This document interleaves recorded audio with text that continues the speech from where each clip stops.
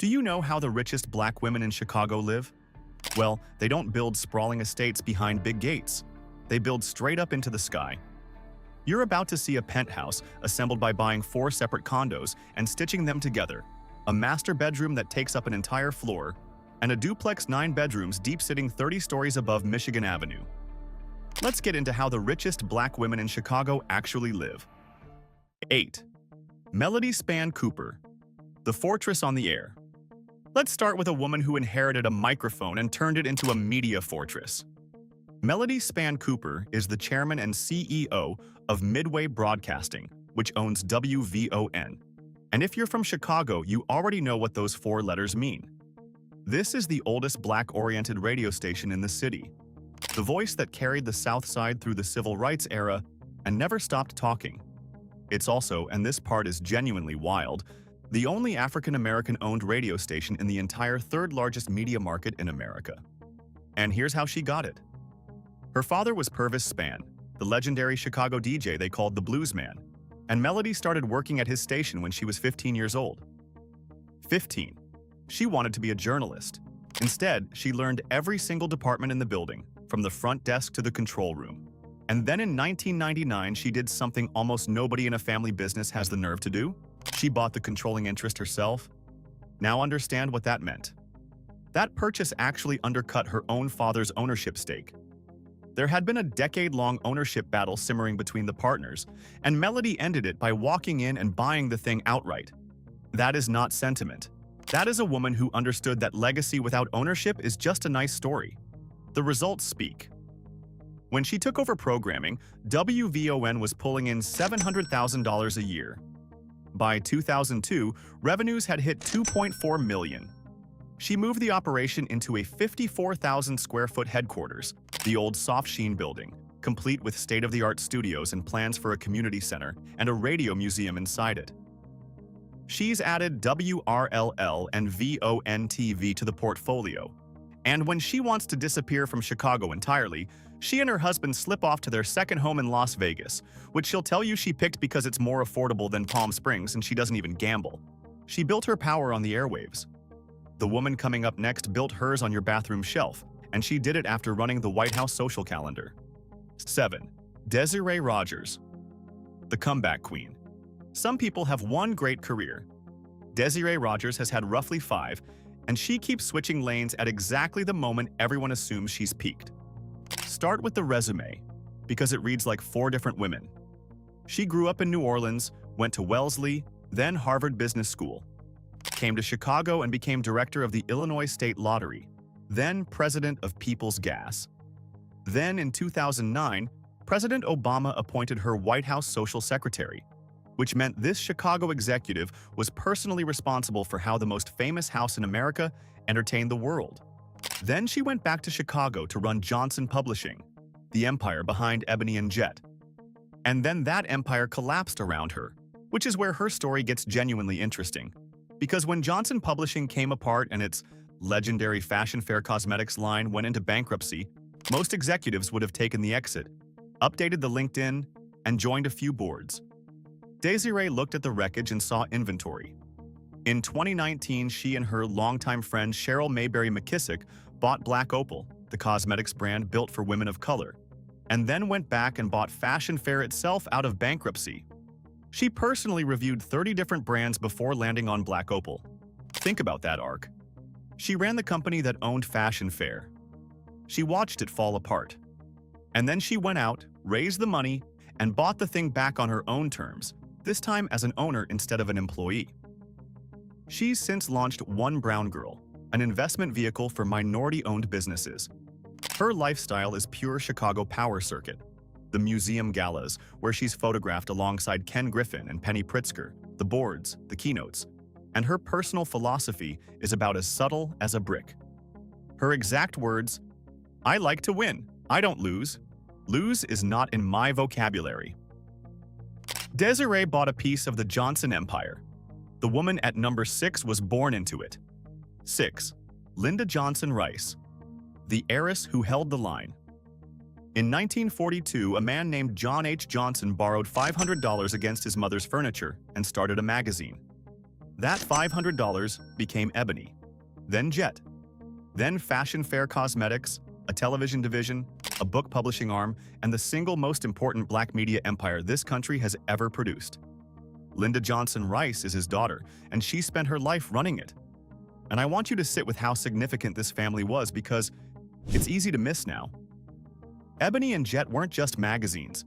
For decades, they were the only place where Black American life was documented with dignity and beauty, at a moment when mainstream media either ignored it or actively distorted it.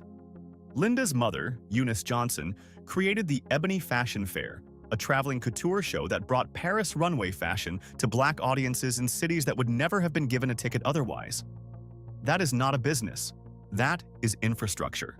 Speaking of a family that understood exactly what an image is worth, a lot of it comes down to how the brain performs when it matters. That's the idea behind an audio series called the Genius Switch. It's based on the neuroscience of the flow state, that mode where focus and creativity click at the same time. And the whole routine is just listening with headphones a few minutes a day. It's a one-time $39, less than a single online course, and it's backed by a 90-day money-back guarantee, so you can test it on yourself with nothing to lose.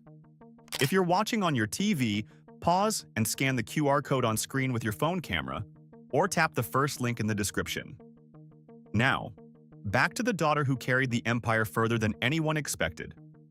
Linda took over as chairman and CEO, and in 2002 she became the first African-American woman to lead one of the top 5 companies on the Black Enterprise 100 list. And she did it from a genuinely spectacular headquarters. The Johnson Publishing Building at 820 South Michigan Avenue was an 11-story tower that remains the first and only downtown Chicago high-rise ever designed by a Black architect, John Warren Mutasamy. Imagine owning your own skyscraper on Michigan Avenue, designed by a Black architect, printing the most important Black magazines in America inside it. Her life now runs through Chicago's Gold Coast, one of the most expensive stretches of real estate in the entire Midwest, and through boardrooms most executives never see the inside of, including Omnicom and Enova. She's served as president of the Chicago Public Library Board, which is a beautiful full circle for a woman whose family fortune was built entirely on the printed word. The publishing dynasty was inherited. What's coming next was earned one impossible note at a time. 5. Chaka Khan, the Queen of Funk. Let me ask you something. How many people can you name whose voice is so distinct that you know it in under 2 seconds? Chaka Khan is on that very short list, and she came out of Chicago. Born Yvette Marie Stevens and raised on the South Side, she was a teenager singing around the city when she joined a band called Rufus and effectively rewired what funk was allowed to sound like. Then she went solo and just kept detonating. I'm Every Woman, Ain't Nobody, Through the Fire, a song that has been sampled and resampled so many times that entire generations know the melody without knowing whose lungs it came out of. 10 Grammy Awards, a career spanning 5 decades. And here's the thing about a catalog like that, and this is the part people miss when they think about musician money. The touring stops eventually, the album sales fade. But publishing and royalties keep breathing forever, and when your work has been sampled by everyone from Kanye West to Whitney Houston, who took I'm Every Woman to #1 all over again, that is a revenue stream that simply does not turn off. Her fortune is generally put in the tens of millions, and it's the kind of wealth that gets paid out in perpetuity rather than earned in a single lucky year. She's lived the full rock star life across Europe and America, but she has never once let go of Chicago. She's poured serious energy into the Chaka Khan Foundation, focused on women and children, and she is treated in that city the way you'd treat visiting royalty because, functionally, that's what she is. Chaka built her fortune on a voice. So did the woman at #4, except she also went out and collected an Oscar, an Emmy, a Grammy, and a Tony, and then bought a 12,000-square-foot house in the suburbs to keep them all in. 4. Jennifer Hudson, the Burr Ridge Palace, 12,000 square feet, 6 bedrooms, 7 bathrooms, a marble foyer with a floating spiral staircase that Jennifer Hudson looked at, considered carefully, and then painted completely black because it's her house and she can. Welcome to the Burr Ridge Estate, 17 miles from downtown Chicago, and one of the most quietly spectacular celebrity homes in the entire Midwest. Jennifer picked it up in 2011 for around $3 million. And I want to point out the deal she got, because it's a genuinely good one. The house was custom built in 2007 and originally listed at $4.2 million. She bought it for well under asking. This is a woman from Englewood on Chicago's South Side who negotiated over $1 million off a mansion, which tells you everything about how she operates. Inside, it's a fortress of comfort.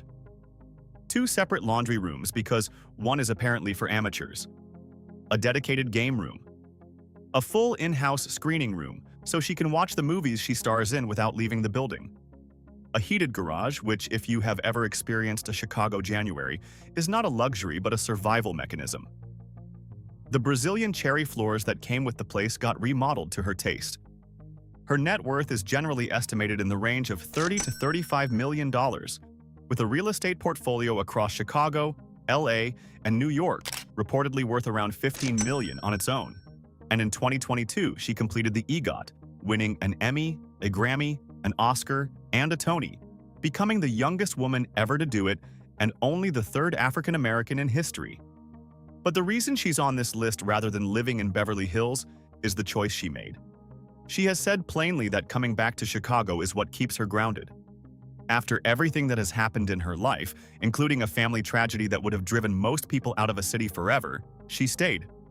That's not a real estate decision. That's a statement. Jennifer stayed in Chicago by choice. The woman at number 3 has a house in Chicago she can barely visit, and there are federal agents parked outside it. 3. Michelle Obama. The Kenwood Fortress.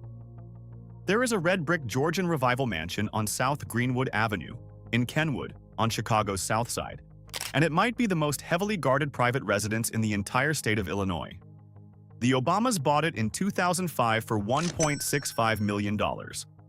Built back in 1916, roughly 6,200 square feet, 6 bedrooms, 6 bathrooms.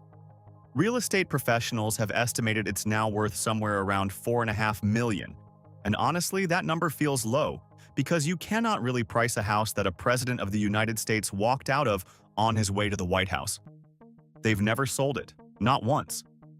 Through 8 years in Washington, through the move to Kalorama, through Martha's Vineyard, through everything, that Kenwood house has stayed in the family with Secret Service protection permanently attached.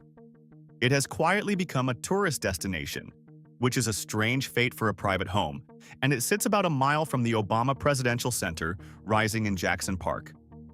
But here is what actually makes this entry hit. Michelle Obama grew up a few miles away in South Shore, in a small apartment above her great-aunt's place, where her parents partitioned off a section of the living room so she and her brother could have their own bedrooms. That's the starting line. She went from that apartment to Princeton, to Harvard Law, to a corporate law firm in the Loop, and then to a Kenwood mansion, and then to the actual White House. The Obamas' combined net worth is estimated at around $70 million, built largely on book deals and their Netflix production company. And the Chicago house isn't the flashiest thing they own. Martha's Vineyard and Kalorama are both bigger. But Kenwood is the one they refuse to let go of, because that address is where the whole story turned. Michelle's Chicago house is a monument she rarely visits.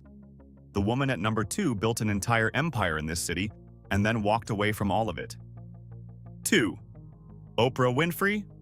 The Sky Palace she left behind. For 25 years, Oprah Winfrey didn't just live in Chicago. She functionally was Chicago, at least as far as the rest of the planet was concerned. Harpo Studios sat in the West Loop, and that building turned a neighborhood of meatpacking warehouses into a destination. The Oprah Winfrey Show ran out of that city and became the most influential daytime program in television history. Roughly $3 billion, making her comfortably the richest black woman in America, and every single dollar of that foundation was poured in Chicago. And her home there was a masterpiece of slow, patient acquisition. She bought her first condo at Water Tower Place in 1985, 1 year before her show went national. Then she waited. In 1992, she bought the unit directly below it for about $1,060,000. In 1993, she bought another for $1.5 million. In 1994, she bought a fourth for around $1 million.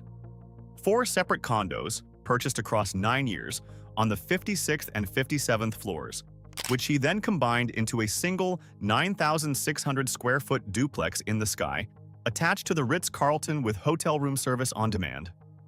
Her master suite took up an entire floor by itself. The place had 2 kitchens, 4 bedrooms, 5 full baths, 2 half baths. This was less a condo than a private vertical estate hanging over Michigan Avenue, and then in 2015, she sold it and left. She listed it for $7.75 million and let it go for around $4.6.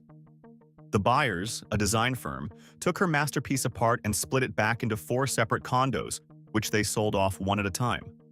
She auctioned off 571 lots of her belongings from the apartment, with the proceeds going to her girls' academy in South Africa. She sold a house she owned in Elmwood Park that she reportedly never even lived in. And she moved on to Montecito, Hawaii, and Tennessee. So the single richest black woman in America built her fortune in Chicago, assembled a sky palace over 25 years, and then sold every brick of it. Which raises an obvious question. If Oprah left, who is actually sitting at the very top of Black Chicago right now? 1. Mellody Hobson. $14 billion and a penthouse in the clouds. Her name is Mellody Hobson, and she runs more money than everybody else on this list combined. Let's start with where she came from, because the distance is almost hard to process. She was born in Chicago in 1969, the youngest of 6 children, raised by a single mother named Dorothy Ashley. And Mellody has spoken openly about what that childhood actually looked like, about eviction notices arriving at the door, about the utilities getting shut off. Not metaphorically. The lights, off. That child got herself into St. Ignatius College Prep, then into Princeton. And in 1991, fresh out of school, she took an internship at a Chicago investment firm called Ariel Investments. She never left. She became senior vice president, then director of marketing. Then in 2000, at 31 years old, president of the entire firm. Today, she is co-CEO of Ariel, one of the largest black-owned asset managers in the United States, running about $14.5 billion. And this is the part most people miss, because it's the part that actually matters. She owns roughly 39% of the firm. She isn't an executive collecting a salary. She's an owner collecting equity. The rest of the resume is frankly ridiculous. She was chairman of DreamWorks Animation and personally negotiated its sale to NBC Universal for $3.8 billion. She became chair of the Starbucks board, making her the first black woman ever to chair an S&P 500 company. She sits on the board of JP Morgan Chase. In 2017, she became the first African-American woman to chair the Economic Club of Chicago. And in 2023, Ariel raised $1.45 billion for Project Black, a private equity fund built specifically to scale companies run by Black and Latino entrepreneurs. Now the lifestyle, and this is where it gets cinematic. Her personal net worth is generally estimated between $100 and $150 million. But in 2013, she married George Lucas, the billionaire behind Star Wars, and the household portfolio that resulted is on another planet entirely. In Chicago, they own a duplex in Park Tower on North Michigan Avenue, created by combining 2 full units into 9 bedrooms and 10 bathrooms, estimated at around $35 million. There's a Bel Air property reported around $34 million, a 15,000 square foot home in San Anselmo, California, and Skywalker Ranch sitting in the background of all of it. And what does she actually do with it? She and Lucas gave $25 million to the University of Chicago Laboratory Schools to build an arts hall named after the photographer Gordon Parks. She chairs After School Matters, the Chicago nonprofit that puts thousands of city teenagers into paid after-school and summer programs. The girl whose lights got shut off now funds the programs that keep other Chicago kids on track. That's why she's number 1. Not because she's the most famous name on this list, because she absolutely isn't. But because a woman who grew up watching eviction notices come through the mail now controls $14.5 billion, owns nearly 40% of the firm managing it, chaired Starbucks, and looks out over Michigan Avenue from a $35 million duplex in the sky. Oprah built her empire in Chicago and left. Mellody Hobson built hers there and stayed. And that's how Chicago's richest black women actually live. Notice something, though. Atlanta's wealth performs. Its mansions with names, cameras in the kitchen, the whole thing built to be seen. Chicago's wealth hides. It's a radio tower, a boardroom seat, a penthouse 30 stories above Michigan Avenue that nobody ever photographs. Same money, completely different volume. So which one got you? The woman who bought her father's radio station out from under him. The Sky Palace Oprah assembled over 25 years and then sold off in pieces, or the girl from the eviction notices who ended up running $14.5 billion? Drop it in the comments, I genuinely want to know. Hit that like button and subscribe to Black Status because we're just getting started.